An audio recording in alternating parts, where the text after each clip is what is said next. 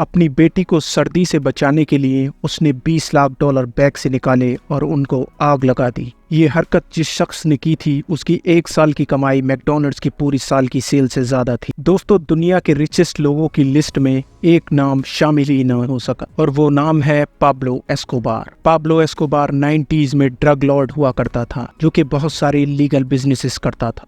Pablo Escobar के drug smuggling network ने इसको हद से ज्यादा अमीर बना दिया था और इसकी वजह से हजारों लोगों की जिंदगियां तबाह हुई। इसका कमाया हुआ सारा पैसा इलीगल था, लेकिन 1992 में पाब्लो एस्कोबार 30 बिलियन डॉलर का मालिक था। ब्रुनेई के सुल्तान के बाद पाब्लो दुनिया का दूसरा सबसे रिचेस्ट इंसान था।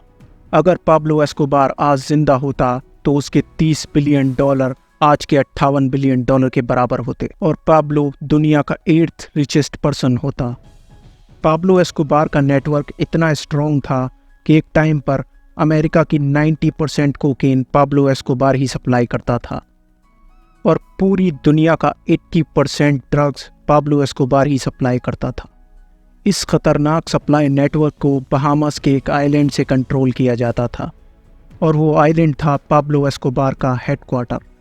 इस आइलैंड पे पूरा एक एयरपोर्ट बना था जिस पे कोकेन से भरे प्लेन्स रिफ्यूलिंग के बहाने लैंड करते।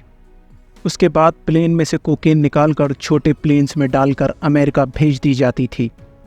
ये प्रोसेस एक दिन में एक बार नहीं बल्कि दिन में 5 से 6 बार होता था। डेली अमेरिका में 15,000 kg के कोकेन भेजा जाता था जो पूरे साल का 5,40,000 किलो कोकेन बनता है। जी हाँ, पूरे साल में पाब्लो एस्कोबार अमेरिका में 5 लाख किलो कोकेन भेजता था और उस टाइम अमेरिका में 1 kg कोकेन की कीमत $70,000 होती थी। इसका मतलब ये है कि पाब्लो एस्कोबार सिर्फ अमेरिका में 378 बिलियन डॉलर की कोकेन सेल करता था और ये प्रोसेस पूरे 16 साल तक चलता रहा।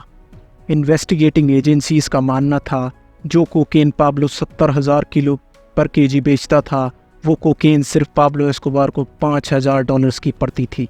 पाब्लो एस्कोबार पायलट्स को $5 लाख पर फ्लाइट देता था।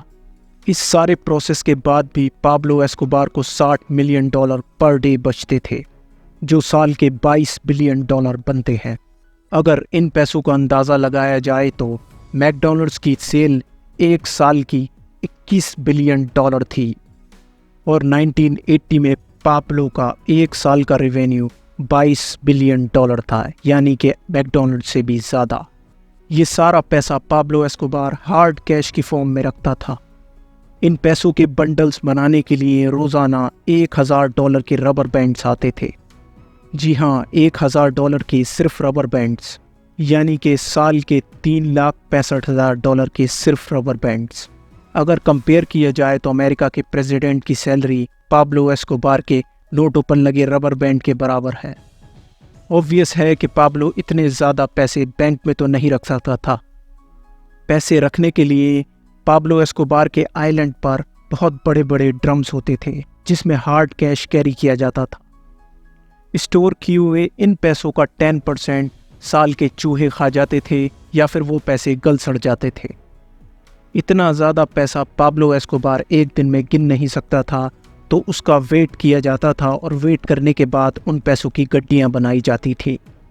पाब्लो एस्कोबार ने पुलिस से बचने के लिए मेडेलिन के पहाड़ों में अपनी फैमिली के साथ अपना रेजिडेंस बना रखा था।